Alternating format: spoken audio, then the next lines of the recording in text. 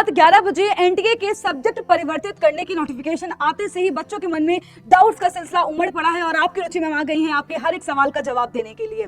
कुछ बच्चों ने पूछा है कि मैम डोमेन सब्जेक्ट में ज्योग्राफी गलती सिलेक्ट कर लिया है, क्या चेंज हो सकता है? बिल्कुल हो सकता है, पर याद रखिएगा चेंज करने की जो विंडो है सिर्फ और सिर्फ 19 तारीख तक ही ओपन है।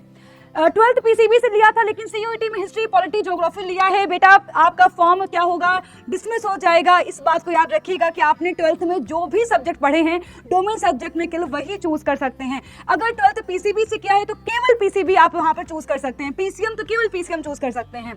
इंग्लिश लैंग्वेज का हिंदी हो सकता है क्या बेटा? बिल्कुल हो सकता है। एक सब्जेक्ट कम करो तो क्या फी रिफंड होगा?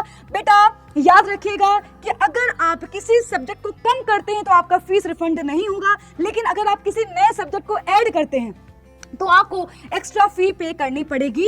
आगे बीकॉम ऑनर्स के लिए जीएटी ऑप्ट करूं या नहीं करूं बेटा, देखो ये डिपेंड करता है अलग अलग यूनिवर्सिटीज पर मुझे लगता है कि आपको 5 सब्जेक्ट के लिए जाना चाहिए। आपके 3 तो डोमेन सब्जेक्ट हो गए और एक लैंग्वेज का कोई सब्जेक्ट चूज कर लो, हिंदी या इंग्लिश, और साथ में जीएटी। इससे होता क्या है कि आपके पास यूनिवर्सिटीज के ऑप्शंस खुल जाते हैं और अलग अलग यूनिवर्सिटीज में अलग अलग कॉम्बिनेशन चलता है, तो आपके पास ऑप्शन ज्यादा हो जाएंगे।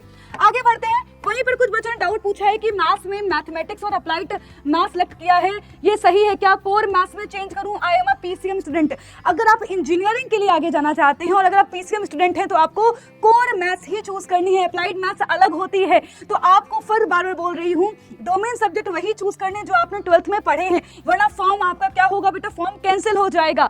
मैम क्या जो सब्जेक्ट फिल किए थे उनमें से एक सब्जेक्ट कम कर सकते हैं? बेटा बिल्कुल कर सकते हो, पर याद रखना करेक्शन विंडो के अंतर्गत ही कर सकते हो। 2 सब्जेक्ट की जगह 3 सब्जेक्ट भी ऐड कर सकते हैं क्या? जब आप सब्जेक्ट को ऐड करने जाओगे तो आपको एक्स्ट्रा फीस पे करनी पड़ेगी, इस बात का ध्यान रखिएगा। सब्जेक्ट ऐड करते वक्त जरूर ध्यान रखना कि आप डोमेन में वही सब्जेक्ट लो जो आपने 12th में पढ़े हैं। बच्चों अगर और कोई डाउट होता है तो आप मुझे कमेंट करिएगा, मैं आपके हर एक डाउट का जवाब आपको रिप्लाई कर दूंगी।